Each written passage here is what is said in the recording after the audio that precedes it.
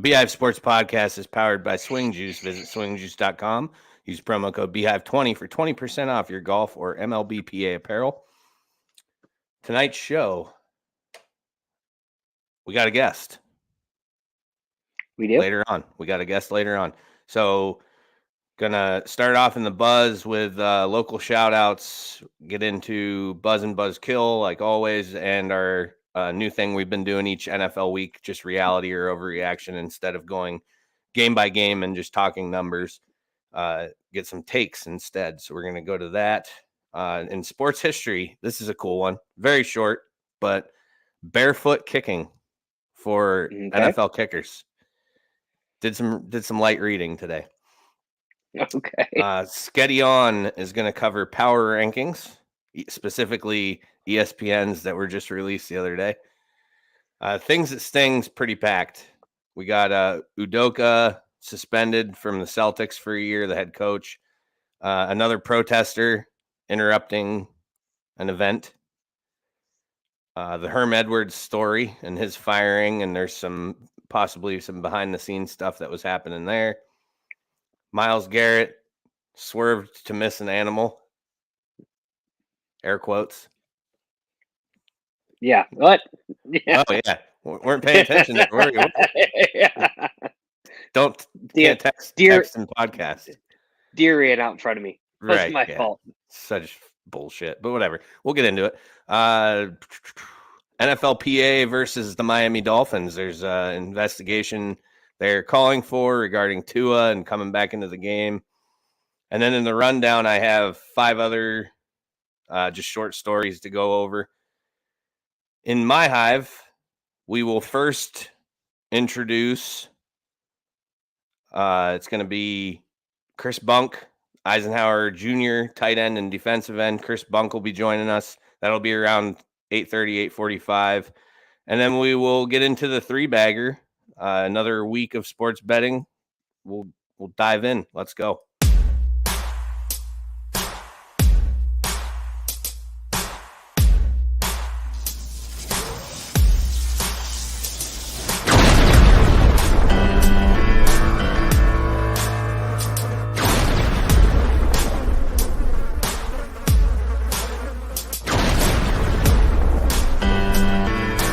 Welcome to the Beehive Sports Podcast. Here are your hosts, Joe and Sketty.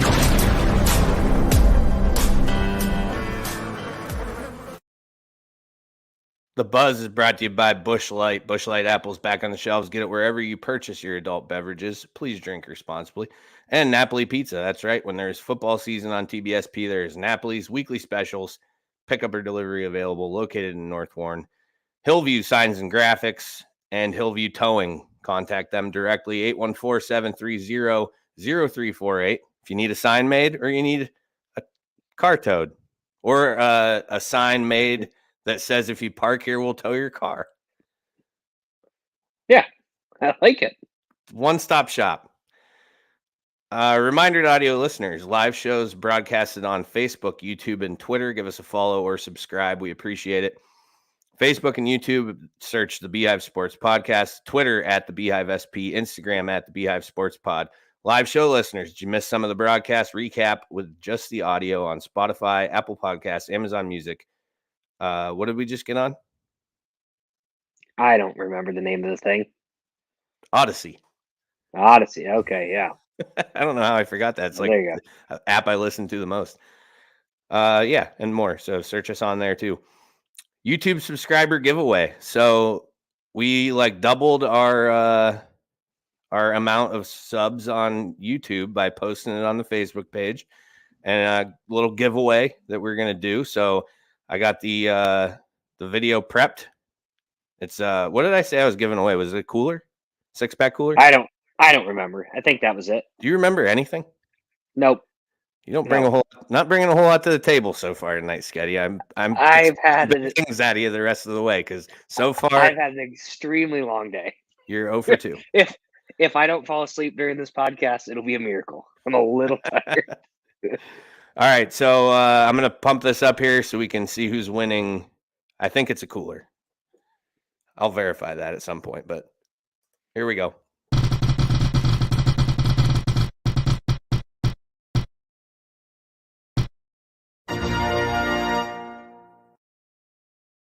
Rob Vignier, firefighter.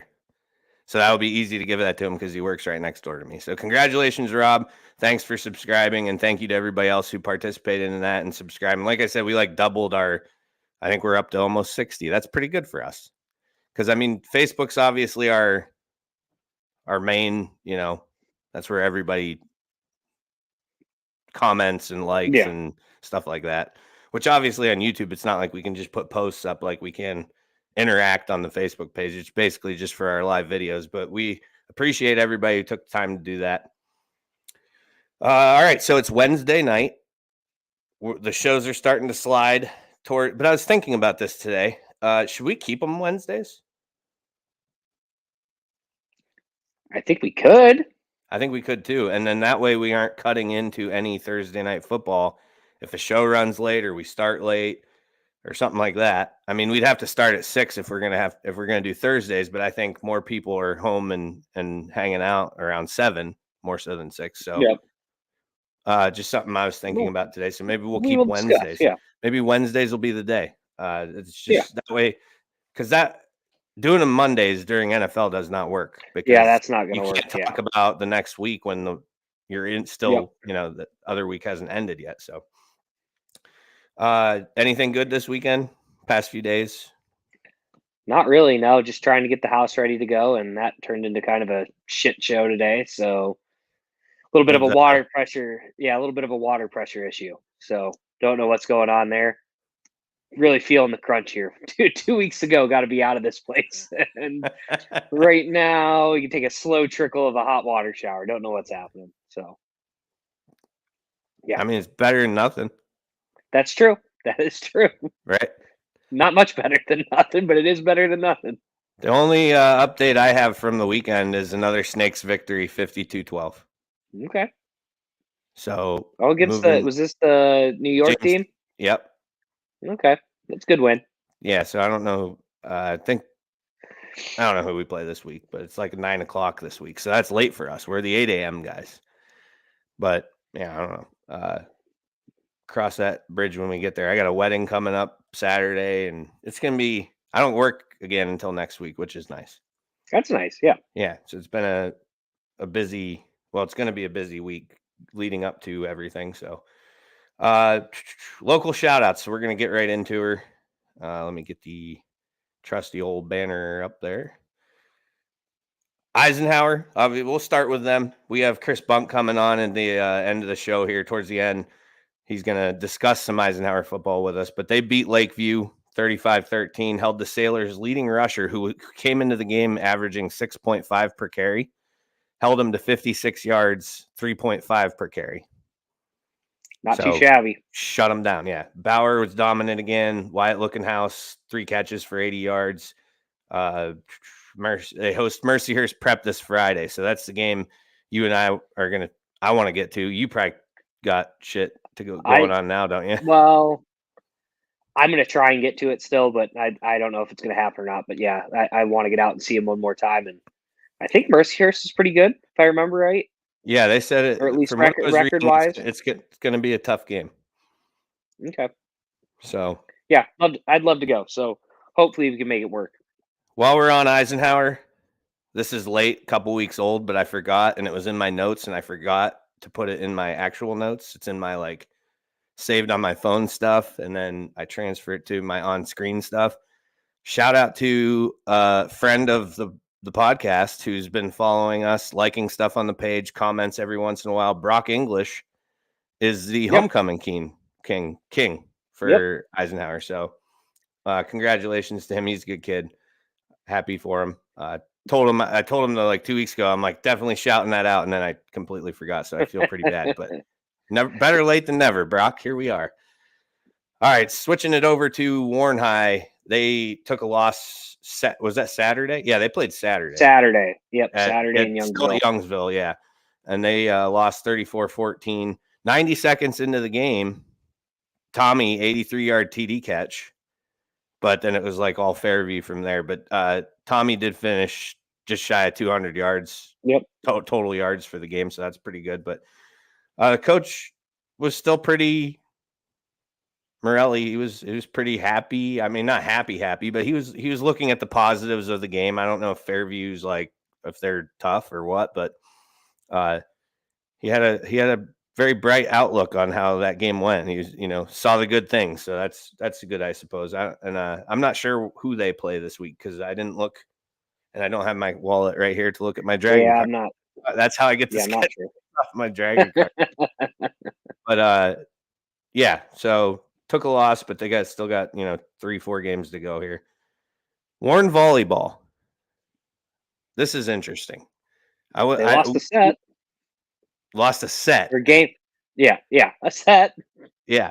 And First one I remember seeing in a long time. Then they won 3 straight. So they beat General McLean. They're undefeated, which we've been covering a few things here and there because they've had some big wins, Yep. Corey and then Clarion. But I didn't really notice what their record or anything was, if they had any previous matches or what, but they're undefeated and they are currently ranked 13th in the state and first in Region 5. So that's gonna have to garner some more attention from us moving forward. Just kind of seeing how they're doing, keeping an eye, and when we get down the stretch, then we'll really get into it. Because if they can make another states run, that'd be sweet. Yeah. Youth tackle. The Warren Dogs, 5-1, have secured a home playoff game. They beat Port Allegheny 14-0. It was like a slop fest from what I read. Field was messy. It was rainy. Kids were struggling to hold on to the ball. The Dogs forced or recovered I think they recovered 6 fumbles. Pretty good. And I got like a few stat lines here. Tanner Stewart had their 2 touchdowns, but Blake Peterson, 12 tackles, 1 sack, 1 forced fumble, 1 fumble recovery. That's quite the stat line. Pretty good. Jeremiah Lyon, 8 tackles, 2 forced fumbles. Owen Damcott, 6 tackles, 1 forced fumble. So it was a defensive show out. Obviously, they looked pretty good, and they secured a home playoff game. So that's pretty neat. See, I think they still have a game or 2 to go in the regular season, though. Dwight usually keeps me in the loop, so I'll get at Dwight and figure out what's going on with that, because maybe we can get a little more coverage on that playoff game when it comes. The Warren Hogs fell to Union City 39-14. Ty Bryan had a 49. Their 14 points were scored on a Ty Bryan 45-yard touchdown run and a Parker Kaiser 15-yard touchdown run, but defense struggled, couldn't contain Union City's ground game, and got a little out of control. So Youth Flag. So this will be the last local shout out for Youth Flag. Their season's wrapped up. The Bears won the Super Bowl. Joe Bailey, good buddy of mine, is the head coach. So if you noticed did you like the post I put up about that? Coach Bailey adds a ring to his resume. I did. I missed that one. That's good. So Joe got a ring. Congratulations. No, they had a good team. I caught way less of that league this year than I did last year. But I know his niece plays on their team, and she's a stud. Okay. She's real good. Got a cannon for an arm. Like they were a pretty good team. So congrats to them on winning the Super Bowl. And that's all I got for local shout outs. Do you have anything? I don't have anything.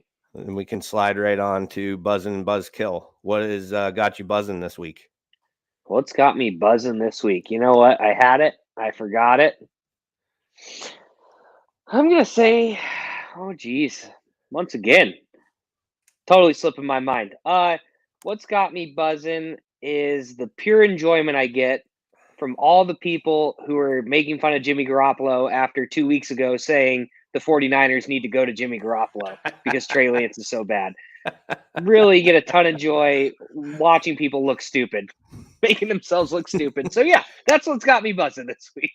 All right, what's got me buzzing? I'm kind of going in the same route as you in this. Dolphins fans setting themselves up for misery. That was their Super Bowl on Sunday. 100% that was their Super Bowl. Yeah.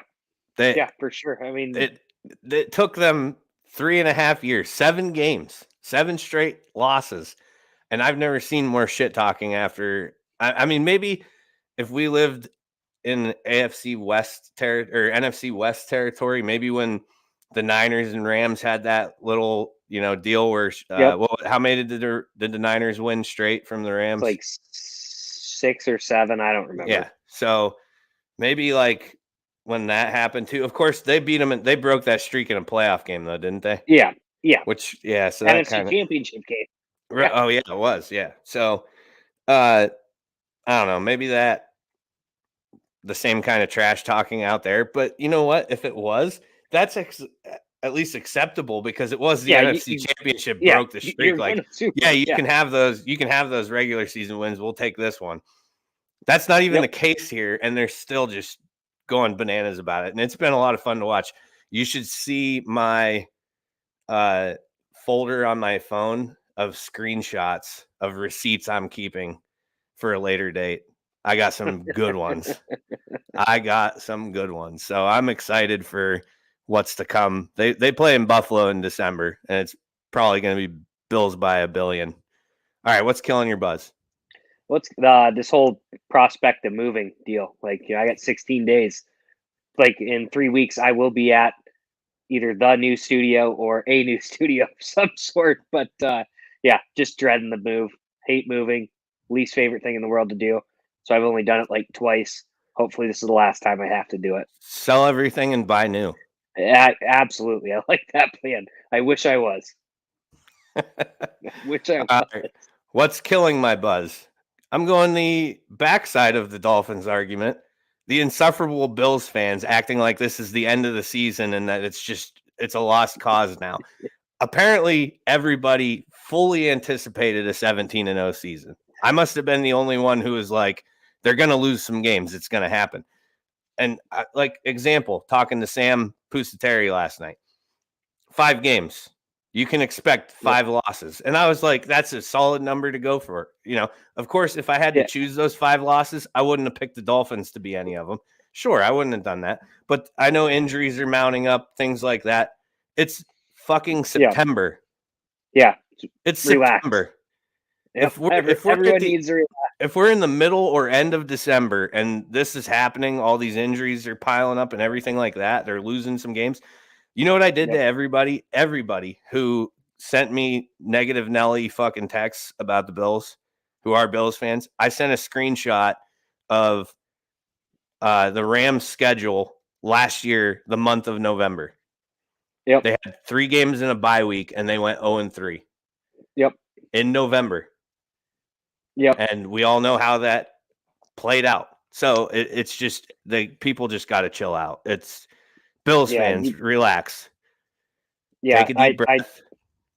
I totally agree. I mean, I've been telling everyone, like, as a Niners fan who's watched my season get pissed away to injuries for I don't know how many years in a row now, like, much better to have it happen right now and figure it out going into the second half than to lose them in the second half and then try to figure it out during playoffs. Like, and I'm not going to get into like the details of the game just yet because we're going to get there, in reality or overreaction.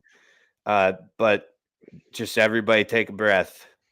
There's a whole lot more football to come. So with that said, going to get into the reality versus or reality overreaction. You ready for that? Yeah, absolutely. Scotty's hot spot right here. Starting first, reality or overreaction? Jaguars are the best team in the AFC South. Overreaction. 100%. I told you this Monday, whenever you text me about it. Dumbest thing I've seen. You beat 2 depleted good teams that have, like, I think the Chargers were down 5 Pro Bowlers, 6 All-Pros, something like that this week. You beat the Colts when they were missing a bunch of guys, and they lost to the fucking Commanders. Biggest overreaction. Not the biggest overreaction. Second biggest overreaction in the NFL this week is that the Jags are the best in the AFC South. Reality or overreaction? 3rd week in a row. Justin Jefferson will win the Triple Crown this season. It's a long season, Joe. It's a long season. So you're still on reality for this one? I think it's a reality, yeah. I mean, you're looking at the top, 5 pass catchers in the league right now, yardage-wise, and 2 of them are Dolphins, and that's because they both have, right around 350 yards, and both of them had like a 200-yard game in the same week. Like, oh yeah, anything could happen. Not worried about it. Reality or overreaction? Jalen Hurts is an MVP candidate. I had been on this for 2 weeks now. I think this is a complete reality. Dude looks like Lamar when Lamar won it. I really think that he's going to be in the mix. Reality or overreaction? Josh McDaniels should be fired. I'm going to say overreaction because Josh McDaniels never should have been hired. Like, how many times does it take before we learn our lesson? I did see a good one. I saw a good one that said Belichick never named an offensive coordinator because he knew McDaniels would be back in just a few weeks. Yeah. The Raiders are a fucking mess, man. For sure. Reality or overreaction? The Bengals and Joe Burrow are back.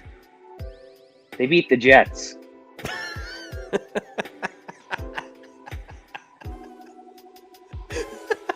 They beat the Jets. Your face right now is so good. They beat the Jets. Like overreaction. All right. Yeah, that correct. The Jets. The goddamn Jets. Reality or overreaction? Lamar is MVP frontrunner.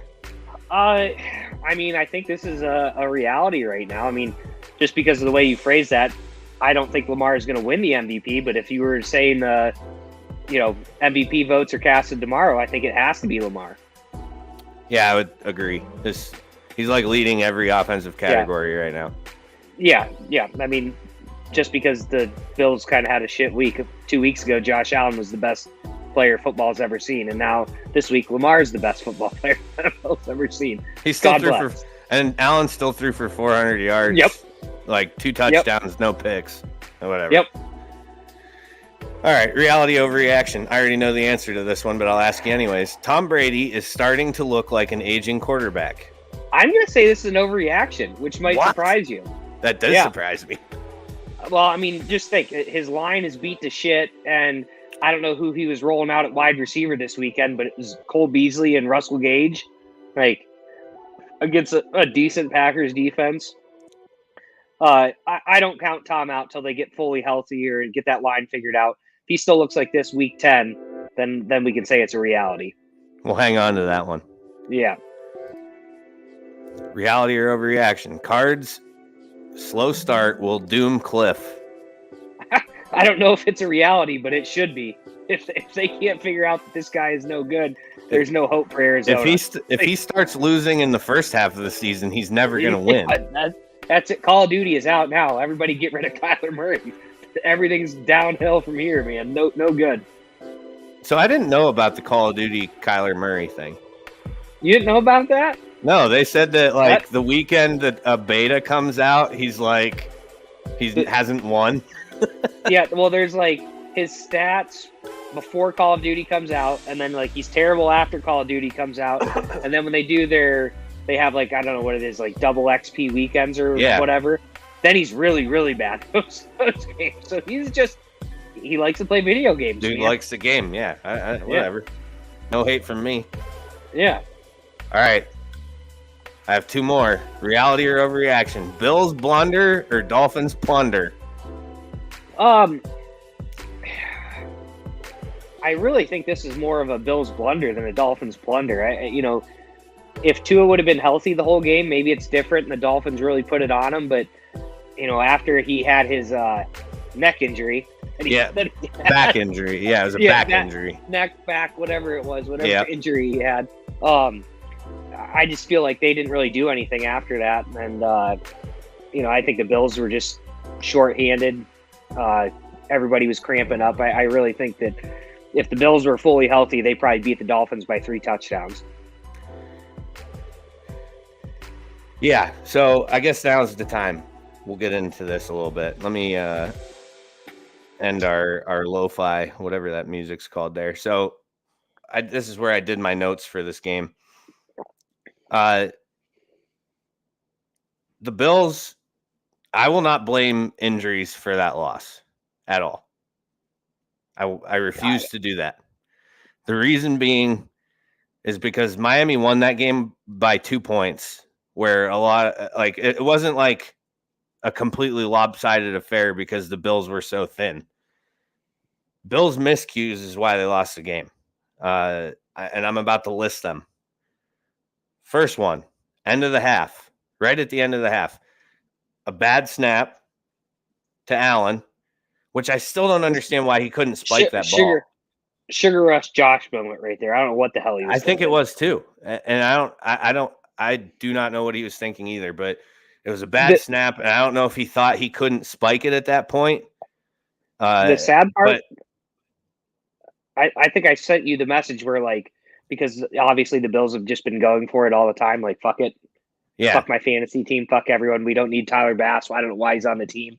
You're right. But I was literally texting to Munch, fuck it, just fake spike it right now. Fake spike it. And then when the play happened and you couldn't see the bad snap, I was like, right. Holy shit, it just fake spiked it. Like, I didn't think it was going to happen. That right there, miscue number one. Miscue number two, a Tyler Bass missed field goal, which is rare.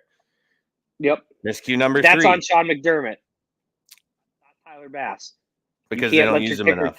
Yeah, you can't let him kick fucking 2 field goals through 3 weeks, whatever the hell the number is. Get the guy, kick the fucking field goal once in a while, Sean. So, anyway. Miscue number three, Gabe Davis's touchdown drop that was in his hands and then out. Number four, Matt Milano. Tua threw a perfect spiral right to a linebacker's chest. The guy who had a pick six a week ago against Tennessee drops this one where it would have been the same result. He would have literally walked into the end zone. Miscue number four. Miscue number five, McKenzie wide open on 4th down. Allen throws it at his feet. Rare bad throw. Usually if he's throwing bad, he's sailing him because he has such a strong arm. So for him, that was a bad throw by Allen. Yeah. Last play of the game, McKenzie. If he just catches that ball and goes down, he can't see that target line on the field that we all see on TV. And I can tell you what, that target line is a measuring stick. It doesn't mean shit. And Tyler Bass has a fucking leg on him. At least you get the opportunity to win that game. So the miscues is what lost that game. So to your point, injuries, if they are healthy, a literally battered Bills team, and half the team had heat exhaustion by the third quarter. That's what I'm saying. I think Kylie said you had 8 D-backs or 8 DBs suited up and only 5 wide receivers. Then Kumaro gets hurt early. Like, right. You just couldn't. They were gassed. You couldn't rotate guys. Yeah, they're gassed. There's no doubt about it. They were gassed. Still not an excuse. You condition. They said that they started hydration for that game Tuesday. Literally the day after the Monday Night Football game, they started the hydration phase of their week for that game. Whatever. But to your point, like you said, the injuries, I won't blame them because they still only lost that game by 2 points. And I agree with you that if they were fully healthy, if Poyer and Hyde are back there at safety, and the corners didn't play bad. I thought the Bills defense played pretty well. They shut Tyreek down. I mean, Waddle hurt him, but Waddle hurt him mostly on a chunk play, which if Hyde and Poyer are in, that chunk play probably doesn't happen. Probably. Yeah. Not saying it wouldn't, but if you look at the numbers of how many 30-plus yard passes that team's given up, it's not very many. And that's dating back to, years that Poyer and Hyde have been side by side. Not just this season, not just last season. This is going way back. They don't get burned deep very often. But 2 things that I will take from that game that I did just enjoy was, 1, the butt punt. Yeah, that was impressive. Did you see the still shot close up of the football just completely mashed against that dude's ass cheek? It's so funny. But and then Ken Dorsey's meltdown, because there's people who have a problem with that, and I think that it's hilarious that they do. I have a problem with it because it kind of was like a little bit of a girly meltdown. How many things in a booth do you have to throw? Well, but he was working with what he had. He wasn't really, but he really didn't it looked like he was kind of just giving it a little Like he's angry, but he's not strong enough to hurt anything. Girly like meltdown, manly meltdown. I don't care. It was a cool meltdown. When Tom Brady hucks that fucking tablet, he's Gronk spiking that bitch. I didn't see that from Ken Dorsey. He needs to up his game. Go learn from the GOAT, Brady. Teach me how to Gronk spike my tablet, please. Get with him this offseason, Ken. Yeah, I mean, who was it? Belichick, who was banging it off of a bench too. Yeah, there's definitely different methods out there. He didn't wind up enough for me. He was just kind of here, then tossing and throwing. I want to see over the head, through the glass, do something crazy, Ken. Yeah, but up your game next time. But to the people who are actually upset by that, like there was somebody on our post who I think I know who it was, and it's somebody who argues literally like if you said the grass is green, well, in some parts it's green, but in other like that's the type of person they are. But like people are like, oh, he's a professional. You should act professional. It's a football game. First of all, yes, they are professionals, but that is a heated sport, and I would for him to show that type of passion, for him to use that type, like to see that type of passion out of a coach, I love it myself. That's just me personally. Maybe I'm alone on that. I don't know. I don't really care, but what I do know is that Ken Dorsey. I hope I don't have to see him do it very often, but it was nice to see on his first loss as an offensive coordinator, just pure rage. And I know it was because of lack of execution, because that's why they lost the game. They execute one or more of the miscues that I mentioned, they win that game. Yep. They nail the field goal at the end of the first half. They nail the field goal that they missed. Gabe Davis catches that touchdown. Milano catches the pick six. Allen hits McKenzie. McKenzie goes down, gives him a shot. Any one of those plays could have changed the outcome of the game. I don't think that you're being a little too hard on Milano there, because concussed Tua threw that about 4 yards behind him. Matt Milano was probably like, "Holy fuck, what's the ball doing over here?" That's the one. Milano has good hands. Like his pick six a week ago was whoever was running the slant though, whatever. Oh, the route was terrible. I'm not giving any credit to Tua. Tua was concussed and seeing double. He was literally 3 yards behind him. No, he wasn't. Ask the Dolphins. He was. Yeah, that throw alone convinced me he's concussed. You already know. He wasn't close to hitting him. You already know my feelings on that whole thing because we were texting about. I already ruled him out for the Bengals game. The minute he went down and got back up, I had already, and you saw my text message where I was like, no, he's not coming back, and he's not playing next week either. You were making fun of me when I was like, I don't know, he's a quarterback, man. He might be back. Yep. His ankle gave out. Come on now. His ankle gave Hunter.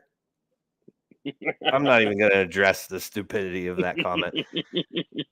He was as concussed as any player I've ever seen concussed in a game before. He looked a little rough. Yeah. Yeah. And he was terrible the whole second half. He was nothing like he played in the first half. All right, so we got one more reality overreaction, and this one's for you so that you can do your thing. 49ers Broncos was the most painful game to watch of all time. No, that's for casuals. Casuals who don't like a little defense. A little defense. Yeah, there's a little defense going on. Well, I thought it was a good game. But it was. What didn't you like about it? What didn't you like about it? Other than, Russell Wilson made a couple bad throws, and then when he did make some good throws, they were just straight drops. I don't know what the hell is going on in Denver, but that looks like it's a fucking mess. That I can tell you that team is not going the direction at all that I thought they were going to. I mean, they're 2-1, not even right? Close. Yes, 2-1. They're 2-1, but they look bad. Once again, they got outplayed. The Niners, second time this year. Well, I guess for the third time, they've outplayed their opponent, but 2 times they've just ended up on the wrong side of things. I don't know. I didn't see anything from Denver that gave me any hope. The Niners, everybody likes to bag on Jimmy, but it's like everybody out there is forgetting that Jimmy G has had a playbook for 3 weeks now. He's got 1 week of first team reps. Oh, I guess they did change coordinators, right? Change coordinators, and then they got. You got to remember, the whole offense was designed as if Trey was going to be running this offense. Now you got to go back, and so essentially everybody's starting from page one because Jimmy's offense is different than Trey's offense. I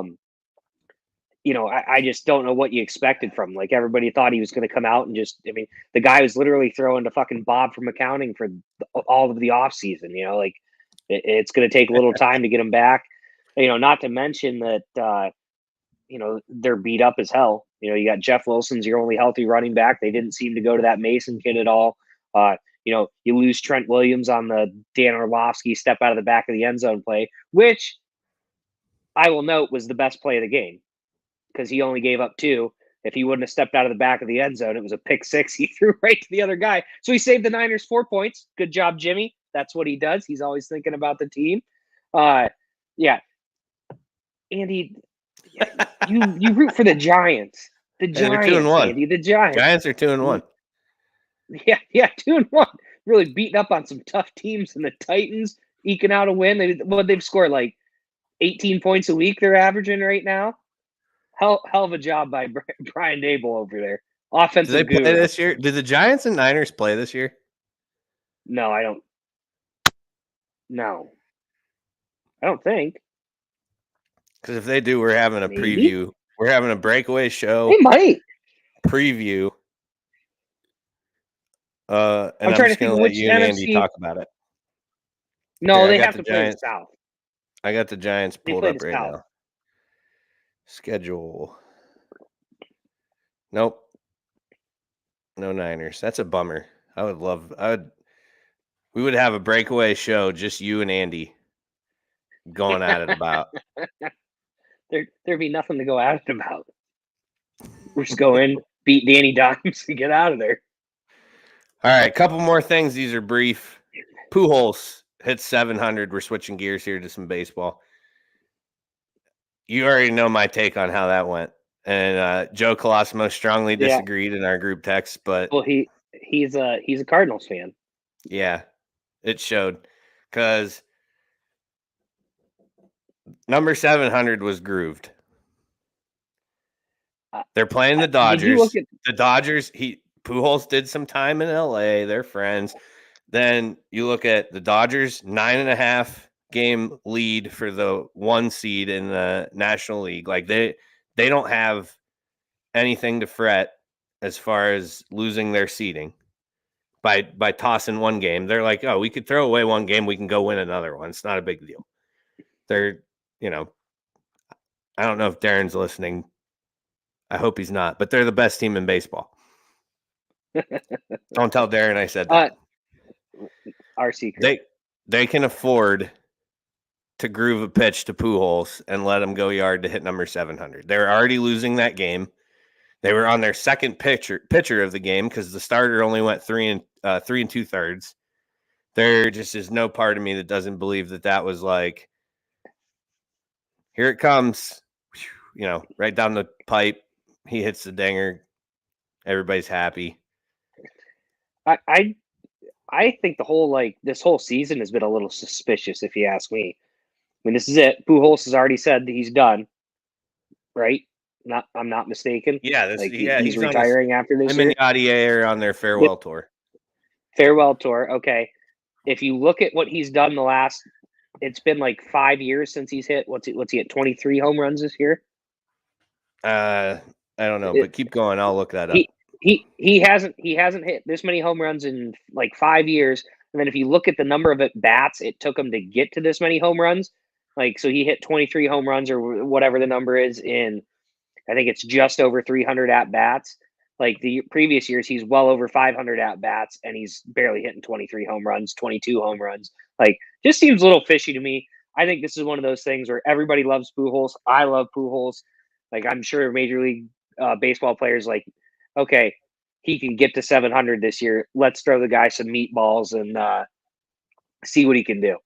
Yeah. I feel it's like Michael Strahan sack record where Brett Favre's taking a dive. That's basically what this whole season has been. I'm getting her pulled up now. Stats. 21 home runs. 21. Okay, so 21. 261. Yeah, when was the last time he hit 21 homers in a season? It's been a while. I literally think it was 2017, and he had almost 600 at bats. So 500 at bats, 600 at bats. Like, just seems a little fishy to me that all of a sudden this year, his final year, he gets the 700, hitting 21 home runs, and is doing it in a limited fashion. Like, I don't know. Yeah, seems a little fishy to me. It was fun being suspicious of it in the presence of Joe Colosimo, though, because he strongly disagreed with me.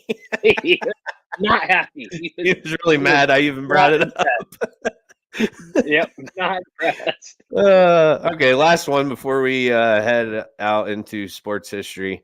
John Cena, shout out John Cena, sets a Guinness World Record for most wishes granted in the Make-A-Wish Foundation. 650. I think that's you don't believe that? Yeah. You can't see John Cena, so how did 650 kids see him? Bullshit. Oh, God. We're done. That's actually a really fair point, though. How did they know it was him? I thought the world record was going to be most invisible man. I thought that was it. Like, no. Okay, but on a serious note, he's a good dude. Yeah, yeah, he's a good dude. Yeah, that's awesome. Yeah, I don't even watch wrestling anymore because I just liked it back in the day a lot better. But John Cena, that's a cool stat, and I like those videos and stuff. And players meet kids and the kids cry. It's tugs at the old heartstrings a little bit, So just wanted to note that I saw it passing through Facebook at sometime this week, and I screenshotted it for the folder. So I was like, I got to bring that up because that's cool. 650s, that's impressive. That's a lot. Good for him. Yeah, it is. All right, that's it. Wait, a couple comments here. You're getting so much kudos. He fooled me. Sketty is officially the go-to podcast. Good job, buddy. That was pretty good, though. I had no idea where you were going with that. Well, just like Pujols, you served me up a meatball there. It was too easy. Well, with Pujols, I was like, we were talking about not believing it. So then when we went into Cena and you didn't believe it, I was like, what the fuck do you mean you don't believe it? It's a Guinness World Record. All right, the buzz is brought to you by Busch Light. Busch Light apples back on the shelves. Get it wherever you purchase your adult beverages. Please drink responsibly. Napoli's Pizza, that's right. When there's football season on Tbsp, there's Napoli's weekly specials, pickup or delivery available. Located in North Warren. We are going to take a quick break, and we will be back with a very short This Week in Sports History. Whenever you crack open a Busch Light, the mountain starts singing. It's cold and it's smooth and it's waiting for you. What is going on? Hit it, Giant Kenny G. It's so smooth. Head for the mountains of Busch Light beer. Hungry? Watching the game? Order some Napoli's Pizza, voted the best pizza in the Times Observer Reader's Choice every year. Homemade, hand-tossed, delicious hot pizza, stromboli, salads, subs, and so much more. Located in North Warren, come on in or call 814-723-7455 and ask about our specials. Pickup or delivery available 7 days a week, 11 a.m. to 10 p.m. Again, that's 814-723-7455. Hi, this is Brian Hagberg, and I wanted to take a moment and tell you about our new website, yourdailylocal.com. Your Daily Local is your new home for news, sports, and events in Warren County and beyond. Our goal is to cover the people, places, events, and happenings that matter to you in a variety of ways, including writing, video, and audio. And the best part? All of our content is available for free. Head to yourdailylocal.com to get the news you need when you need it.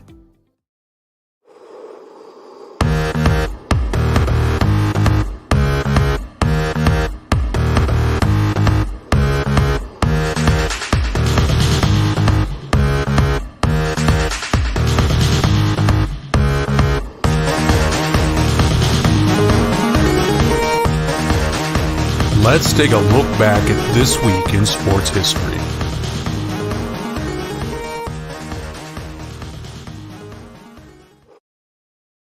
This week in sports history is brought to you by Your Daily Local. Visit yourdailylocal.com for the news you need when you need it. If you're an everyday listener, not every day, every week listener, and you hear us doing the local shout outs, giving those stories, the stat lines, things like that, that's where all that information comes from. Your Daily Local, the sports section. It's free, it's accurate, it's great. Check them out. yourdailylocal.com. So, one of the NFL pages that I follow, it's like a fan page. I think it's like NFL 1970 to 1990. Like all content has to be within that time frame. Somebody shared this Tony Franklin photo. He was the first barefoot kicker. And it got me thinking. It was like, man, it's been a while since we've seen a barefoot kicker, right? And so I just decided to do some research on it. So 1980s was really the era of barefoot kicking. 1979, Tony Franklin, who's notably the GOAT of barefoot kicking, drafted by the Eagles, went to Texas A&M, kicked barefoot his entire career. The big issue that these guys had was foot care. They had to actually maintain. I mean, everybody does trim their toenails, I hope, but they had to pay extra special attention to that kind of stuff and different things, obviously, because they're, that's their moneymaker. So in 1990, go ahead. He plays in Philadelphia. Okay, when you're at Texas A&M, you can kick barefoot because it's probably warm down there most of the year. Not stepping in the You're telling me snow Philly piles. in the middle. Yeah, Philly in the middle of December. This guy's out there kicking a freaking rock hard football, frozen with his bare foot. Yeah, he Guy's was a psycho. Yeah, he was a psycho. So in 1990, Mike Lansford was the last barefoot field goal, and then the trend stopped until 12 years later in 2002. Jeff Wilkins of the Rams kicked the first 7 weeks of the season barefoot, went 9 for 12, but then shooted up in week 8 and played with a shoe on the rest of the season. So why did they do it? 2 theories. It provided the kicker with a better feel for the ball itself, and that gave him a greater control of its trajectory. The article I read, the guy writes, I recall an argument that claimed making a kicker wear a shoe was like making a quarterback wear a mitten. Theory number 2, shoes and socks absorb kinetic energy, so kicking flesh to leather created more torque. Okay, so now why, if that's the case, why didn't we see it anymore? Shoe technology and weather were the 2 answers of why we don't see that happen anymore. There is likely an entire generation of football fans who didn't know this was ever even a thing. Kind of funny to think about. Yeah. If you bring it up to younger, maybe we'll ask Chris Bunk later if he's ever heard of barefoot kicking. Write that down in your notes so I don't forget. But that's it. You don't have notes. I know. I'm just fucking with you. But I don't do notes. You know that. So, all right.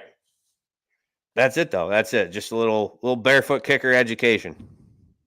That was my plan this week. So, This week in sports history is brought to you by Your Daily Local. Visit yourdailylocal.com for the news you need when you need it. We're going to take a quick break. We'll be back with Sketty On.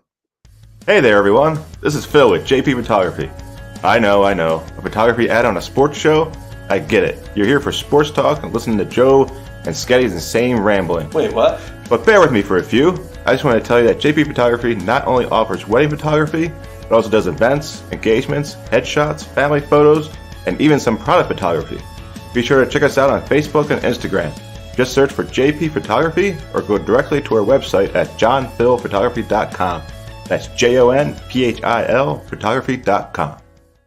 He's absolute trash.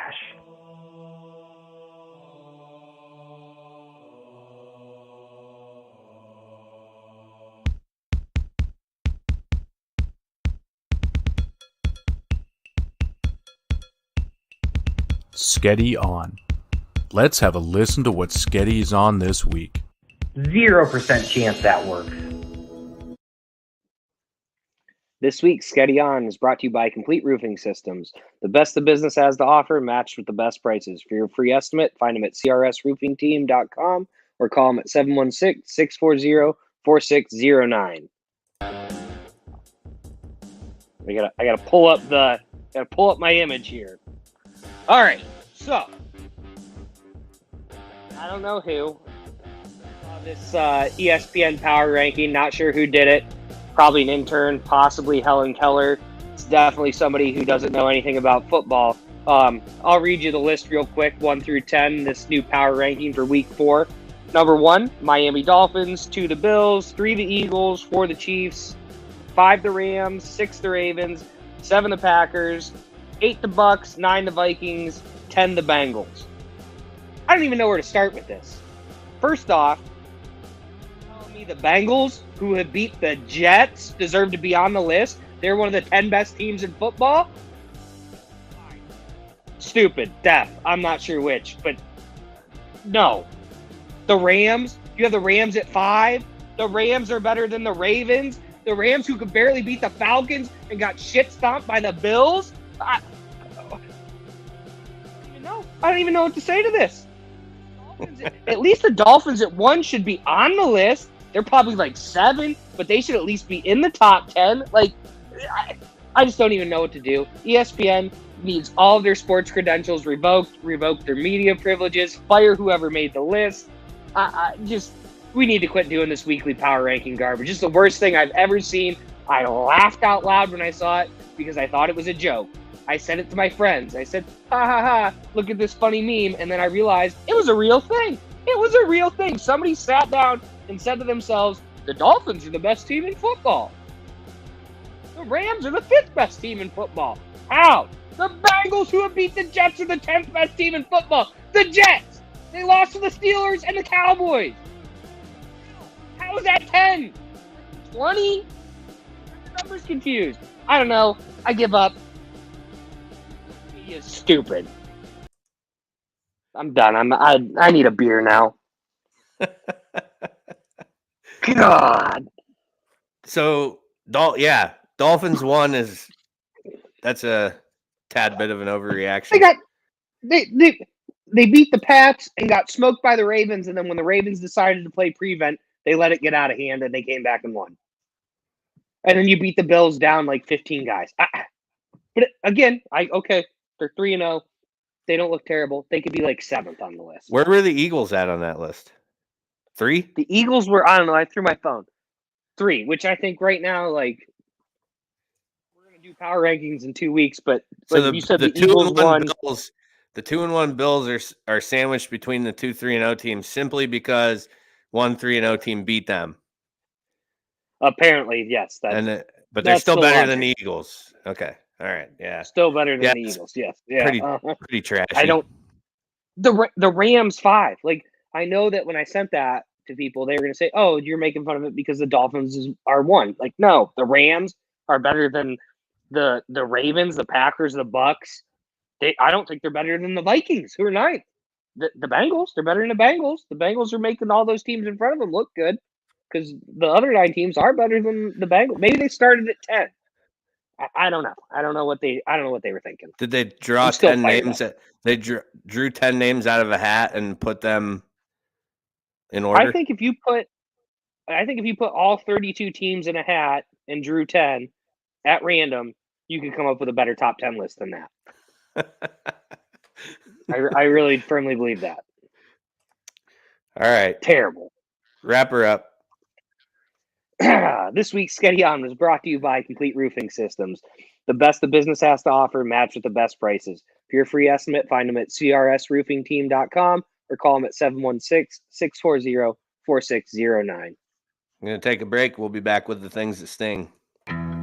Jones Pest Control, your hometown pest control company servicing residential and commercial properties in Warren and surrounding areas since 2015. Sean and his crew will work tirelessly to keep your home or business free of insects to rodents and everything in between. Contact Jones Pest Control at 814-230-9548 and set up an appointment today. And remember, ants, spiders, bees, or mice, don't think twice. Call Jones Pest Control, 814-230-9548. Checkout means sales and services with 2 locations on Warren's east side. Their garage at 800 Lexington Avenue not only services cars sold by Means, but has knowledgeable staff and modern state-of-the-art equipment waiting to serve their hometown of Warren. Whatever you need, including alignments, tires, brakes, yearly or enhanced PA inspections, oil changes, and much more. Make your appointment today at 814-723-7191, extension 2.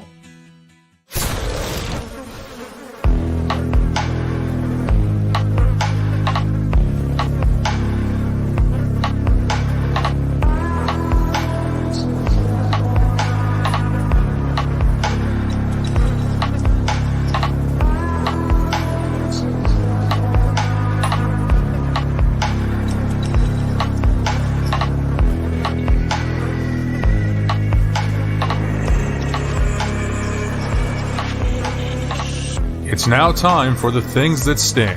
The worst stories in sports, according to Joe. This edition of the Things That Sting is powered by Jones Pest Control. Ants, spiders, bees, or mice. Don't think twice. Call Jones Pest Control at 814-230-9548. That's 814-230-9548.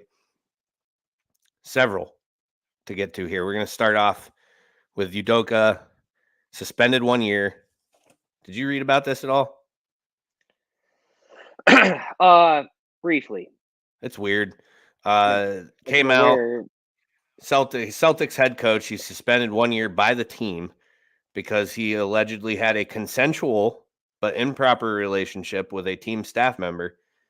So when that was the first part of the news that broke, and everybody was like, "A year for that? What?" Like, okay.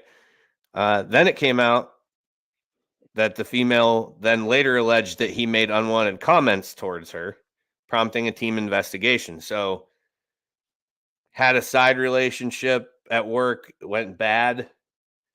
That's what it sounds like to me. I mean, I don't know if the dude's married or anything. I didn't look into any of that. But if it's just like this was his girlfriend type deal, they worked together, then it went south, then you're having issues at the workplace because you were in a relationship together. I don't know, but players were allegedly unaware, in shock. No details released by the team because they want to protect the female. However, Twitter took it upon itself to just start blasting female employees like by name who work for the Celtics. Like it was probably this one. It was probably this girl, because Twitter is just a cesspool of like ignorance. It's the worst. Terrible people. It's a horrible, horrible social media platform. It's a bunch of shitbags. But anyways, they go bananas, and it got to the point where other Celtics front office people started tweeting like, it was not this person, leave them the hell alone. Like, you're literally dragging this girl through the mud. She has nothing to do with it. So I don't know if that was like their approach to try and figure out who it was. If we bash someone long enough and they verify it's not her, we can cross her off the list, move on to the next one. Because that's the type of people they are. They would do something like that. But so yeah, that was a big story this week because it was just strange, limited information. So next up, we got more fun protester stuff. It's that time of year. I think it's always that time of year. But LeVar Cup tennis tournament in London. Donning his End UK Private Jets t-shirt, the protester stormed the court with a lighter and lighter fluid, poured it on his arm, and lit it on fire. And a portion of the court on fire as well. He's believed to represent the Sacrifice for Survival, a climate a climate emergency protest initiative. He was held in the hallway by security before police arrived and arrested him on scene. So no word. You're telling me. Go ahead. You're telling me that this guy who's against climate change is just lighting himself on fire, putting God knows what kind of emissions into the air. Seems real brilliant to me. See, I kind of like the approach. I wish more of them would do it. Well, that was going to be my next thing. Don't put him out. Let him go. Hey, whatever. Hell of a protest. Good job. I just don't get like what what do you like? You're not these protests, like this kid, for example. He's one of the primest of examples I've ever seen. You believe in something strongly, that's fine. I don't care whether I agree with it, disagree. It doesn't matter. If you feel strongly about it, I'm perfectly okay with that. Good for you. Yep. But when you go out and light yourself on fire, you're not drawing attention to your cause. You're drawing attention to yourself, making and everybody like me and you and whoever's commenting right now, Hunter, saying, all he's doing is making himself look like a fucking moron. Like there's nothing about. We got to get this guy on the show because I want to know what his thought process was. Like, what if they didn't put you out? What would you have done then? Like, what if they just oh, well, he's on fire. Let him go. Yeah, I don't understand. I just don't. Yeah, to me, it's just like you're not putting any attention to your cause by doing this. These type of protests do nothing for your cause. No. I'm not going to Google anything about climate energy or climate emergency protest initiatives now because I saw that guy and was like, wow, you know what? I should look into this more because that guy just lit his arm on fire. I don't know. I'm going to look it up, see how many trees he has to plant to offset that carbon footprint he just did to light himself on fire. I don't know if they have a number for that. I don't know if they have a number, but we're going to find out. They have a chart somewhere. If you're burning humans, this is the problem. So, all right. Herm Edwards. So the recently fired Arizona State University head coach, the publication The Athletic, their staffer Doug Haller is reporting that Arizona State staffers purposely leaked info to other teams to speed up the firing process. Haller says, quote, an opposing coach recently told The Athletic that it wasn't hard to get intel on this season's team because someone within Arizona State's athletics wanted a coaching change. Edwards didn't make an effort to get familiar with the bylaws of the NCAA and made staff members of the department feel like he needed to be constantly looked after. For more than a year, the NCAA has investigated recruiting allegations within the football program. Edwards and his staff are accused of hosting recruits during the non-contact period put in place because of COVID-19. Edwards has lost 5 assistants during the probe, including defensive coordinator Antonio Pierce, offensive coordinator Zach Hill. With uncertainty swirling around the program, recruiting has suffered significantly. So we've actually reported on that. That's something that's been in the things that sting before was his coordinators going bye-bye, but sounds like a mess of a situation. Yeah. I kind of like her. I always liked her. I know. I like her. I mean, that just seems like that's super wrong there. Yeah. Yeah, it's really fucked up if the school is leaking info to other teams to give them an edge on their own program so that they could expedite a firing. Yeah, just fucking fire the guy. Yeah. Right. Yeah, there's enough to do there. I don't know. Myles Garrett, hospitalized after a single vehicle crash, swerved to miss an animal and rolled the vehicle multiple times. Suffered a shoulder sprain, a bicep strain, minor lacerations, bumps and bruises. It's unclear if he'll play this week. Huh? Oh, what were you doing there? Texting? No. What do you and Myles Garrett have in common? There was an animal. Yep, kangaroo came jumping through the room. Sorry, zoned out. Could you repeat that? Such horseshit. That's like the oldest lie in the book. Yeah, I want to know where the practice facility's at and where he rolled the car. Well, I saw images of the road he was on.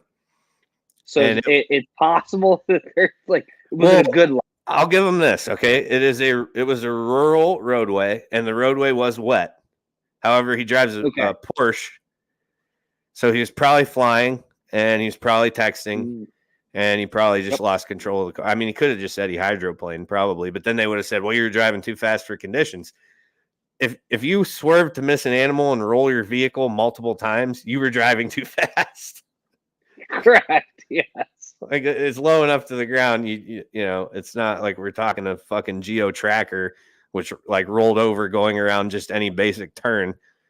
It's yeah, it was. It's bullshit. So, but whatever, you know. Well, at least, Miles Garrett. He's the been caught lying before, has he not? Yes, I believe he has. Maybe that deer called him a racial slur. It could have. And he thought to himself, I'm going to hit this deer. No, I better not. I've already been in trouble for this once. And you know, he, okay, hold on. So Jimmy Simmons, who's not watching us live, but he's commenting on that post that I put up earlier where I said, probably would have said he had 2 drinks. Like that was me comparing like his bullshit lie. Like he would be a guy who, if he got stopped, I wasn't saying he was drunk. But Jimmy Simmons just put,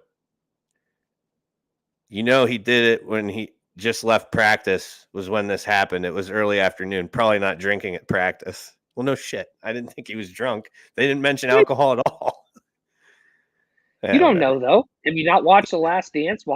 Watching Michael Jordan, Scottie Pippen slugging Miller Lights right in the locker room right after the game? He doesn't know what goes on in the Browns facility. Yeah, exactly. If you played for the Browns, you'd have to be drunk all the time too. Yeah, I'd drink. I would. Yeah, exactly. That's what I was saying. I'd drink if I was in that organization, also. Absolutely. All right. NFLPA wants Dolphins investigated. NFL Players Association has told the NFL it wants to initiate a review of the league's concussion protocols following Miami Dolphins quarterback return to the game, Sunday's game against Buffalo. Protocols sideline. So here are the protocols. This is something I found out. All right. Okay. The assessment involves this is the sideline concussion assessment. It involves a 6-step process that tests the player for any no-go signs. A video review of the play. Okay. Should have been the dead giveaway, right? Did they skip that one? Ankle. Yeah, where he's like he tripped. Looked like a drunk guy. That was his ankle, though. Sure. I forgot. It was the pain shooting down from his back, right? Yeah, I forgot. Yeah.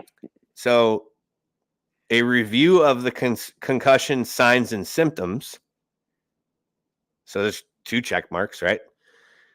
An inquiry regarding the history of the event, which I don't know what that really means, but all Maddox questions and a focused neurological exam. So that's what they do on the sidelines when they're doing concussion protocol. Somehow, Tua just flew through that. Even though I was ruling them out for the Bengals game, the Dolphins had other plans. Ridiculous. But yeah, we'll see how. So we'll see how it goes. I mean, there's something's going to come of that, I would think, right? I would assume it was. Yeah, he was pretty clearly concussed. Well, and the fact that the Players Association's tuning in on it—that's what really makes me think like something might actually happen, because now you have a union involved. Yep. So Travis Kelce is being blasted by a Pro Football Focus analyst after comments on the New Heights podcast, which is Jason and Travis Kelce do a podcast called New Heights. Yep. During the show this past week, Travis Kelce alleges that agents pay Pro Football Focus graders for higher grades, which then they can use in contract negotiations. Jason, his brother, questions the validity of his claim, to which Travis responds, "It's happening, Jason. It's happening." Sam Monson of Pro Football Focus says, "Pro Football Focus taking money from agents to change grades is like a flat earther conspiracy theory bullshit. Just doesn't happen." Okay. I do appreciate the rebuttal. Anytime you get a chance to make fun of a flat earther, you should do it. Any chance. I love flat earthers. Well, I do too, but for pure fucking entertainment. They are entertainment. All right, flat earthers and sovereign citizens, 2 favorite kinds of people.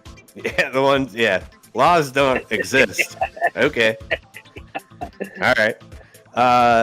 ACC ref in the Notre Dame versus Cal non-conference game was suspended for an offsides call that he made on a field goal attempt that was a brutal dagger for Cal.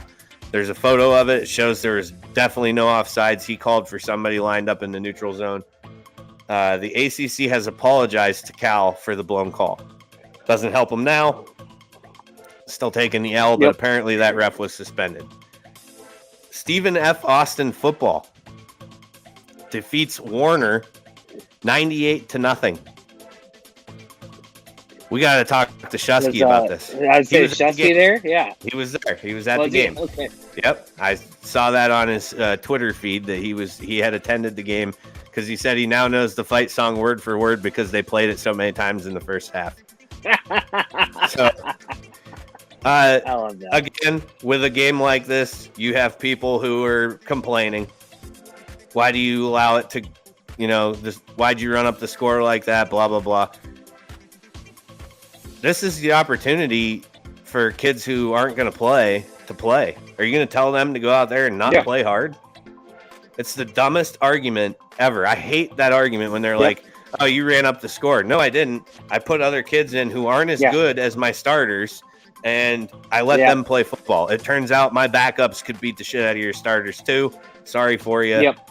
Recruit better, do better, whatever. Whatever. It's just such a trash argument. I encourage teams beating the shit out of each other for the entire, I agree. The whole length of the game. Rihanna has been named the Super Bowl halftime show. So apparently old washed up hip hop is the new trend. Is really hoping for my girl Taylor, but that's apparently what we're doing. Taylor Swift. Yeah, Taylor Swift, my girl. Didn't make the cut, but Rihanna did. I just don't understand it. I mean, I do understand it, but victim of domestic violence. Yep.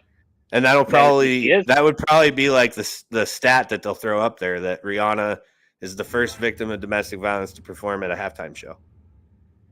It's entirely possible. I mean, they do think wrong because the NFL doesn't care about women who are victims of domestic violence. You got me there. That's payback. See, I set you up there. That's payback for the John Cena shit you just pulled on me a little while ago. Well, maybe they're just thinking like, look, Rihanna got over it. You guys should too. Football. Woo! It wouldn't be the most surprising approach that they would take to that kind of thing. All right, last one. Antonio Brown, who is a Things That Sting Hall of Famer. First ever, I just inducted him. He is.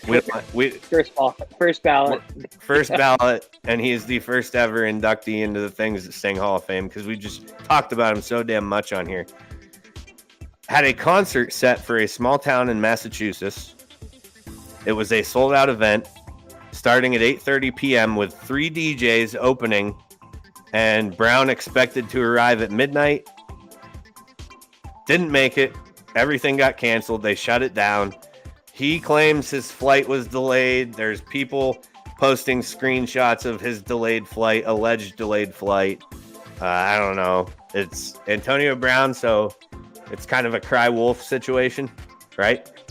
How is he not there on time? I mean, it's not like he's got a job. He's got to be I'm just going to take my flight in that night.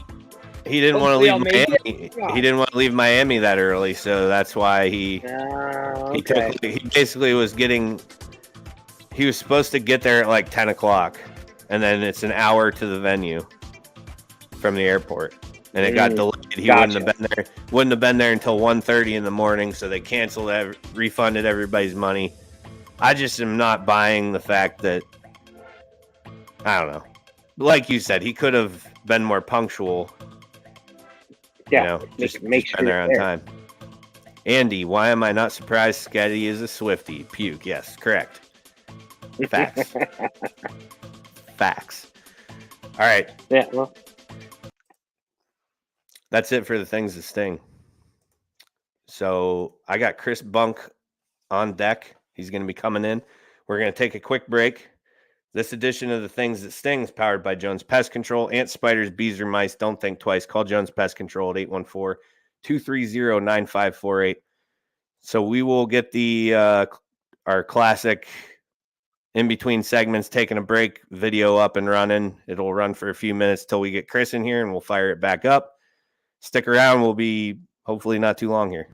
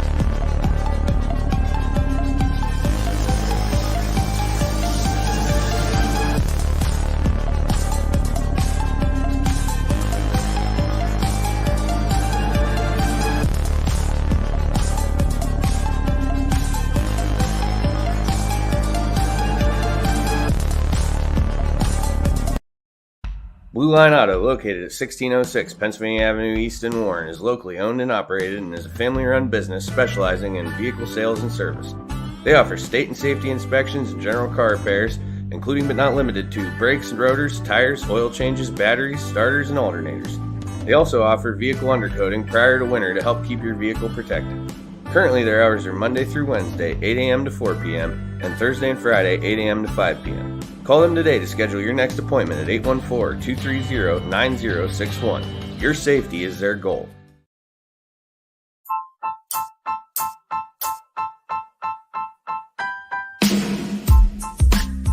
Hi, this is Ryan Klein, the host of the new pop culture podcast, Me, Myself, and Rye. You can find me on Spotify, iTunes, Apple Podcasts, Google Podcasts, and several other platforms. Special guests, breakaway shows, bonus episodes, cold beers, and a whole lot more. So what are you guys and gals waiting for?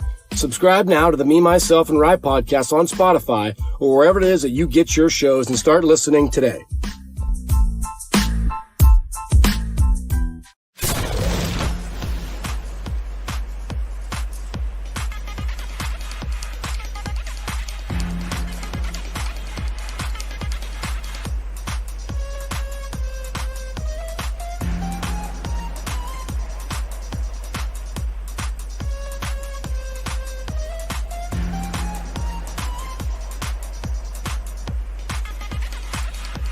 My High, Joe and Sketty's very own world of sports.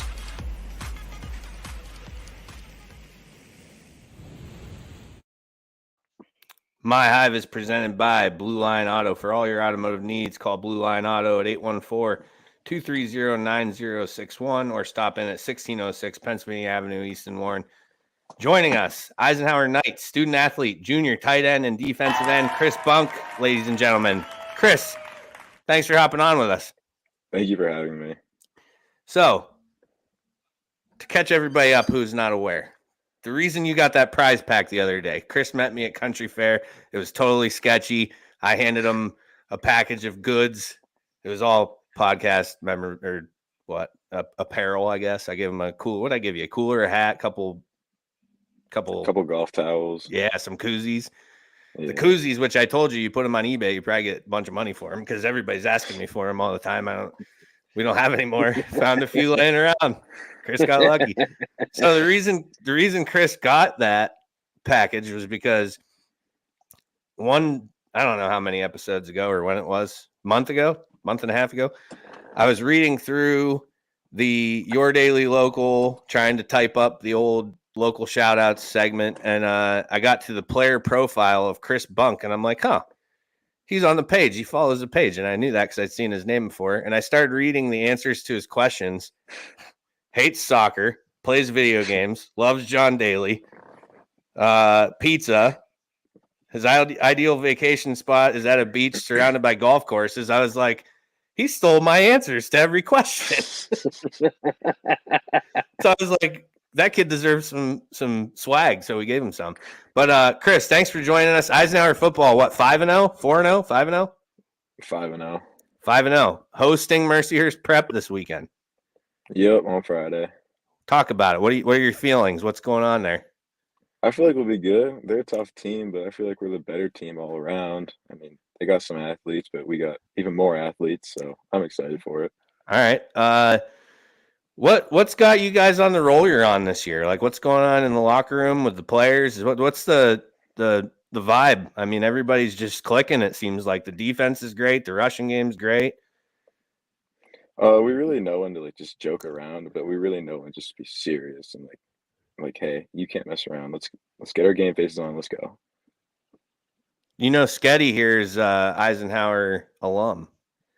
Yeah, I heard you bought $100 for my mom and you didn't win. So I did. I'm still upset about that. You can let her know I have not forgiven her. But yeah, no, we are happy to donate to a good cause. So we're trying to get up there Friday to the game. I was supposed to go. Sketty went homecoming, and I was supposed to go to that game, but I got I think it was an overtime shift at work that I ended up taking or something like that, and so I didn't get to make it. But I'm trying to get up there Friday because I want to see this. I mean, the videos, the cowbells. I remember all of that from when I was a kid because I used to go up when I was younger, and my cousin Ryan Bees played for Eisenhower, and I'd go up and watch a lot of his games. So I remember the cowbells like distinctly. And so I got some Eisenhower ties in my bloodline there with the Bees family. But yeah, I mean, tell us a little bit more about the team. You guys, like I said, 5-0. You're kind of cruising. This is non-conference this week, right? No, it's conference. Mercyhurst Prep's in your conference? Yeah, they put us in a AA region this year. Okay, so what's their record currently?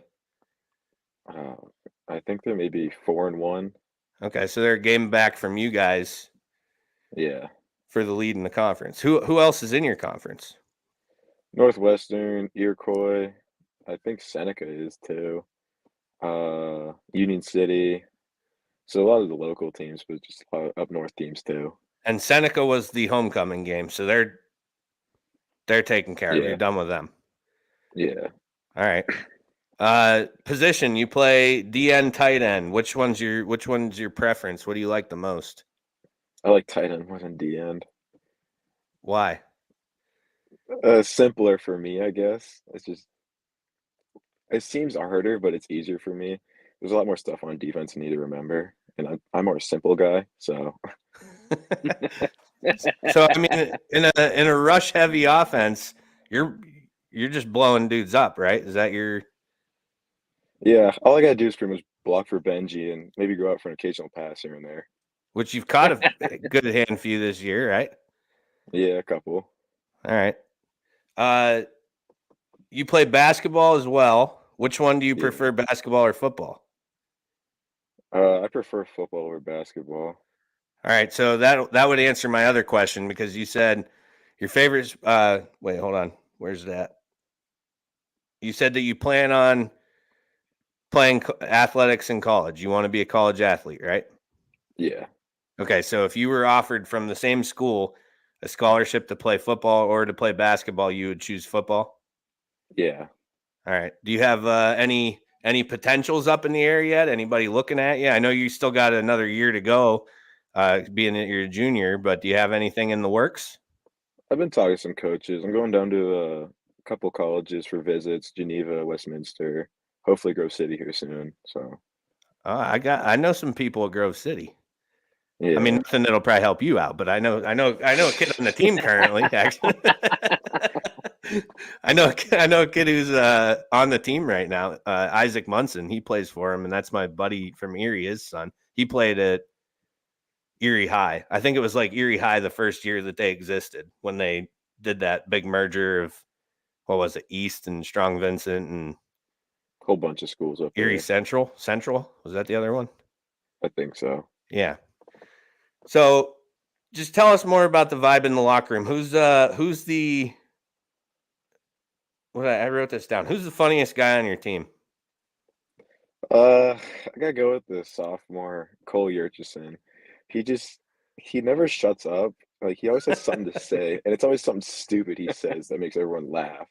Like even the coaches, they'll get laughing here occasionally when he says something. All right, so it's not like always has something to say and it pisses off the coaches. It's always something to say and it usually makes them laugh. Yeah. Or are they at the point with him that they just expect him to have something to say, so it just doesn't even faze them anymore? It's probably that. All right. He's a funny kid. And you said there's a lot of goofing around, but you guys know when to turn it on. Yeah. All right. So going back to your, I don't want to ask you all the questions you've already answered off of this, but I do have some questions. Your golf game. We got to talk about your golf game. Where are you at with that? What kind of handicap are we looking at? 9-10 handicap. Well, I'm out. Sketty's a 3. I saw Sketty's steeplechase at Conowongo, so I don't know about that. You saw it? I was working. You were there for the I was working steeplechase. it. Yeah, I was working it. Yes. You worked there, Chris. How do I not know? Yeah, well, Chris, sometimes you have a bad day out there. You pull one left, trees are out there. You should have been working there like 3 years ago, and I did well. I blame my girlfriend. It's all her fault. I don't get to play enough. That has to be the best answer I've ever heard in my life. Yeah, Chris, I tell you what, bud. Wait, so you work at Conowongo? Yeah. How have I never seen you there? That's what I'm saying. That's what I'm saying. How do I not recognize you? What's going on here? Shift It's got to be you the on? hat. They have you there overnight or something? What's going on with that? Because I've never seen you there, and I'm up there all the time. Yeah, I'm in the mornings. Okay, that could be part of it because I don't really do mornings. Yeah. Like for anything. I hate working in the mornings. Although I will say that it does upset my wife that, like, if I have to get up for something I'm not very interested in the morning, I struggle. But like member guest will drink till 1-2 a.m. and then I'm out of bed at 6:30, ready to golf. And she just is like, yeah, see, when it's something you care about, you're able to get up and you're ready to go, like hunting season or Christmas. Priorities. Yes, correct. Yeah. See, he knows. So, yeah, that's crazy, though. I had no idea you worked there. Is this your first summer up there? Yeah, I got hired in like early July. Were you at member probably guest? right around when Eric left? Yeah, I think my first Saturday night was member guest. Heck of a Saturday night to be there. I'm glad you don't remember me from member guest, then. That's a good thing. I don't remember. Yeah. We had so many new guys there this year. It's like it's been hard keeping track of everyone. Usually we're kind of on top of who's there and who's not. Yeah. Are you coming back next year? Oh yeah. So you'll be there You come back next full year. summer next year. We can get you out on a Monday. They still let you guys play on Mondays, right? Oh yeah. We'll have to get out some Monday afternoon. Yeah, I want absolutely. to see this 9 handicap. Oh yeah, I'll play with you guys. All right, Chris. Any your teammates or anybody you want to shout out? Family, anything? Jesus, before we get you off here. Hi, Mom. She's probably listening, isn't she? She probably is, yeah. right. Mrs. Bunk, we will not in any way, shape, or form corrupt your young son, Christopher, at Conowanga Valley Country Club. You can trust us. He won't become a golfing angry gambler. Nothing. None of that stuff will happen. No. All Never. right, Chris. Hey, thanks for jumping on. We're just gonna keep you, on the, well, it's not a payroll, but because we don't even make any money, but we get you back on here to keep giving us some updates on what's going on with Eisenhower football as the season progresses. How's that sound? That sounds awesome. All right. Thank you, Chris. We appreciate you coming on. Thanks for having me. Yeah, good luck this week, man. All right. Funny kid. See, that's what I like. That's why we created the award that we shots did. Fired about the steeplechase. Dude, that was awesome. That was Rude. that was so good. I wonder if Macintosh is in here. Did he hear that? Because he would love that. Oh yeah, he was. Yep. Oh, he did. Oh, it's so good. Anybody who takes a shot at Sketty's good. And there's Mom is in the comments. Heather, thanks for joining us. Thanks for allowing Chris to hop on. It was cool having him. And she's not worried about us corrupting him.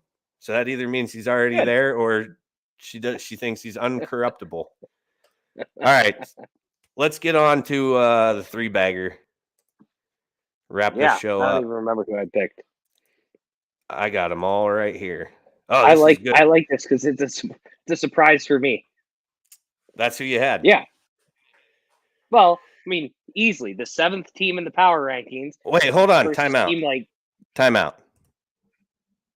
We have to review our week. I forgot about that. I mean, briefly. Yeah. So I went 1 and 2. I had a bad week. You went 2 and 1. Okay. You went 2 and 1. Yeah, I mean, 2 and 1. Plus, I hit the lock. Lock of the decade was a lock. Yeah, you did hit the lock of the decade. Yeah, you took the Broncos. So, lock of the decade was a winner. You won on the Lions plus 5.5. Ravens -3. Lost the Texans by a half point. The hook got you on the field goal.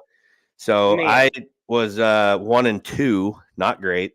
Ravens -3 was my win. Steelers plus 5.5 did not cover. And wouldn't have covered even if that end of the game touchdown. They were still down 6 or 7 at that point, so it didn't really matter. 7, I think. But so took the L there, and then the Chiefs 6.5. I mean, the Colts. They didn't even come close to covering that at any point. They missed a field goal to go up 6. So I would have covered on my personal bet because I took them later, which was 4.5. I think it was at when I took them. Would have been a win there, but they couldn't even make that field goal. Wouldn't have mattered. The Colts marched down and scored. So you're missing Butker. That hurts. Yeah, it wasn't a very long field goal. It was Well, and I think the Colts kind of were just off the little slow start there. I mean, I think that team is better than what they played the first 2 weeks. So we are both at 5 and 4 for the season currently. All right. And lock of the week's at what? 2 and 1. 2 and 1 now. Yep. 2 and 1. Okay. All right. Week 4 picks, like we were saying. Sketty, Dolphins, plus 3.5. Yeah, the Bengals just aren't good. I mean, the only thing that could screw this up is if Tua is still concussed. The Bengals line is terrible. Yeah, you beat the Jets, but you haven't looked good against anybody else. The Dolphins are probably the best team they're going to play, or the best team that they'll be facing to this point of the season. I just think this is an easy money. I'm going to go ahead and disagree with you on that one. Ooh. Yep. I'd love to hear your reasoning. Reasoning is because it's not completely certain that Tua is going to play, and I don't think Teddy Bridgewater covers. Be an issue. Pick them. Regardless of that, I think that the Dolphins just juiced and gassed themselves in that game against Buffalo. That was we're all in. We must win this game. It was hot for both teams. There was cramping issues on both sides, not just Buffalo's. There were worse on Buffalo's, obviously, but their offensive line got a little dinged up in the game against Buffalo. I think that was a Super Bowl for them, and I think the hangover will be coming. It's a short week coming off an extremely physical and exhausting game. The Bengals cruised in their game. It wasn't there was no issues like it was against the Jets, sure. I mean, but that's when that helps to my point here is it just wasn't a game where there was a lot of physicality or anything like that. Whereas in the Bills Dolphins, it was just mayhem for 60 minutes of football. I mean, literally until the final whistle. So I like the Bengals on that short week at home. You haven't mentioned the most what do you want to say? The biggest piece of evidence for the Bengals covering this or winning this game. They're wearing those fire ass white uniforms. Oh yeah, I forgot. Yeah, I almost thought about not betting against them. That's reason number one, because their uniforms are going to be this week. Yeah, they're going to be good. So those are cool. Don't feel real confident about that pick, but yeah. I just talked you out of it. Didn't like the Lions this week. No, I just didn't like the Lions this week. I just think the Dolphins are better. But anyway, yeah. All right, here you go. Yeah, the I don't know what you want me to say about this. The Lions are a pretty good football team. The Seahawks are a pretty bad football team. I think the Lions are going to win this by. I would tease that up. I'd go 7. So you 8, not 10. tease it. You'd take an alternate spread. Oh, take an alternate spread. Yeah, whatever you want to call it. Yeah. Yeah. Because alternate spread, a teaser's its own bet.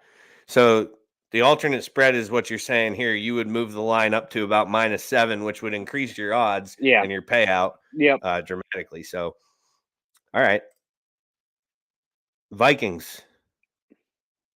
I like this one. You know why? Everybody said Kirk can't play in prime time. They're right. You hide Kirk at 1 o'clock. He's okay. You hide him in fucking London. You take him across the Atlantic Ocean at 9 a.m. and tuck him away. Everybody's at church. Nobody's watching this game. Kirk's going to thrive. They're going to destroy the Saints. This game's not even going to be close. This line is stupid. Jefferson's going to lock up the Triple Crown this week. Yeah, he might. 600 yards receiving. Kirk is going to be fire this week. He's going to be fire this week because the ratings for these games are trash. The only people who watch them are East Coasters who love football. That's it. That's the only people who watch this game. Because in people in California, it's what, 6 a.m. They ain't getting up to watch Kirk Cousins. No, it's not happening. So bet your mortgage on the Vikings this week. That might be my favorite bet of the week. I think the Saints are pretty bad. I like that one. Saints are pretty bad. I just think the Vikings are Kirk's going to be in a whole nother fucking country, and he's going to light it up because nobody there knows that he's trash here. So it's right. They don't pay. They don't know. It. All right, Jaguars, Eagles, -6.5. Yeah, I think the Eagles are good, and I think the Jags are overrated, and we're going to find out. I mainly took this because I told you that when you said something about the Jags being good, that you were smoking some sort of substance that's illegal. I like to put my money where my mouth is, so I'm going Eagles 6.5 over a suspect Jags team. Okay, first of all, in my text message to you, I specifically said, I'm mostly kidding, but I do think it's funny that they went like 6 quarters without allowing a point. Yeah, you did say Jacksonville. That. I don't remember how you opened. Yeah, well, like I said, they beat up on a couple of injured teams. I think the Eagles are going to bring them back to reality. I mean, for fuck's sake, Carson Wentz tore them up week 1. Like, how good can their defense really be? It was week 1. They were just shaking the rust. It's week shaking 1. the rust. It was week 1. All right, big line, swallowing some points here. Packers at home, hosting the Patriots. Mac Jones has got carried off the field like he got shot 17 times. He was crying. Wasn't a good sight. I actually felt bad. I don't like seeing that. I don't like Mac Jones. He's a bag of milk. Yeah. But I didn't like seeing that. He was clearly in some pain. I didn't, it just wasn't good. It was a bad scene. And if Hoyer the Destroyer is finally making a start, like I'm surprised they aren't going with that Bailey Zappi from Western Kentucky. Kid wasn't bad in preseason. At least then you get a look at a future backup. I mean, Brian Hoyer starting this game just doesn't make much sense to me. I mean, but Belichick thinks he gives him the best chance to win. I don't. That's what Hoyer it is. The Destroyer. Packers defense too good for a backup quarterback. I'll swallow those points all day long. 10. Give me. I think they win that game by 14 or more. They're just they're starting to click a little bit. The receivers are starting to click a little bit. I just don't see how the Patriots get too many points on the board in that game. Yeah. Hunter says if the Jags win, free chocolate milk for a week at the mill. Man, I don't know if I can afford that. Come on, bud. Let's talk about something realistic here. Come on. He'll give you the empty chocolate milk containers. You saying the Jags win outright, or if they cover? I think he said win. I don't think there's any way. I don't think there's any way they win. I could almost bet chocolate milk on that. You want to know. I'm just going to pop this line back up here too, just for the sake of this. One of the things I was thinking about when the first thing I saw when I saw this game is, you know what this game is, right? What? This is Doug Peterson's return to Philly. Oh, yeah. I didn't realize that. They're going to beat the shit out of him and send him packing again. They might. Maybe you can bring in. But I don't know. If there's a guy who's going to Jalen Hurts is going to destroy him. Okay. I don't love this game. If I had to go one way or the other, I'd say you're probably right. But the Jaguars have just looked weird this year, like too weird for me to bet against. His last game in Philly, what they were playing the Giants. Jalen Hurts is like kind of trying to figure it out. They're winning the game, and then he's like, "Nope, got to bench Jalen Hurts. We got to get a look at fucking Nate Sudfeld to see if we need to keep him around next year." Oh, okay. Jalen Hurts might. I play daily fantasy. Jalen Hurts is a lock this week because he's going to score about 63 fantasy points. Actually, now that you mention it, yeah, there will be a chip on his shoulder too. Yeah, and he's I on think the field. That whole Eagles team is going to be pissed off. All right, lock of the week: Rams versus Niners. I'm taking the Rams for the first time ever in a regular season game, for the first time in probably 5 years. The Niners are beat up. They got 4 new guys on the line. Jimmy's still trying to figure things out. You got Jeff Wilson and an undrafted free agent rookie, which Kyle Shanahan normally loves, but he doesn't like to hand him the ball.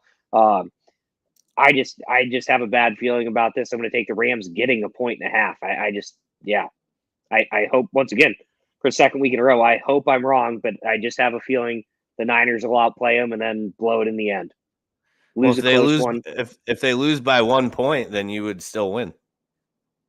Both ways. Oh, yeah. Like, you'd be happy. Well, exactly. Yeah. That's true.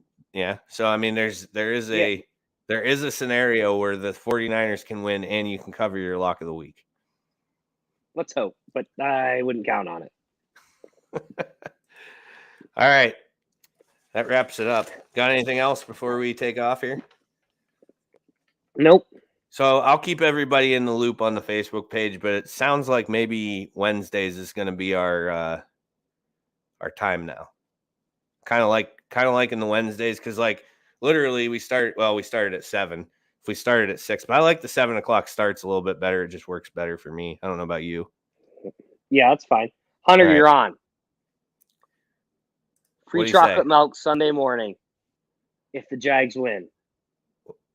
Well, I don't know how we're going to figure that out. Yeah, how are you going to predict the future there, bud? It'll have to be the following Sunday. They don't play until the afternoon. Sunday. Not Monday morning. It's all yours. Hunter, you all messed up with that England game. It's throwing off the times for everything. What is happening there? All right. Want to thank the sponsors: Swing Juice, Busch Light, Napoli's, Your Daily Local, JP Photography, Mean Sales and Service, Jones Pest Control, Me, Myself, and Rye Podcast, Blue Line Auto, and Complete Roofing Systems. Thank you, everybody who jumped in, joined us, got on the comments and everything. Special thank you to Chris Bunk for hopping on with us for a quick interview. Tell us about the season a little bit, and we're going to get him back on too. We'll have him on, let them get a few more games under their belt, some material to talk about, and we'll get him back on. He works at the club. I'd still usually I know all of the bag kids. Yeah, and this year I've really slacked on it because there's so many. Same. Well, after we lost Eric, they just hired a ton of them. And I didn't even attempt to keep track of them this year. It's crazy, though. My bad. Yeah, my bad, too. I feel like I let him down. As do I. We got to do better. We got to do better. Do better. do better as members. All right. Okay. That's going to wrap it up. Thank you, everybody, again, for tuning in. Thank you for getting in the comments. We love the comments, especially if you're making fun of Sketty. Those are my personal favorite. So keep doing that. Chris just straight called you out in the interview with your steeplechase shitty shots. It's awesome. So good. It's only one shitty shot. At least he acknowledged you. Remember when Blair Phillips called you the little buddy in the corner? Yeah, little buddy in the corner. Little buddy in the corner. All right. Till next week, everybody.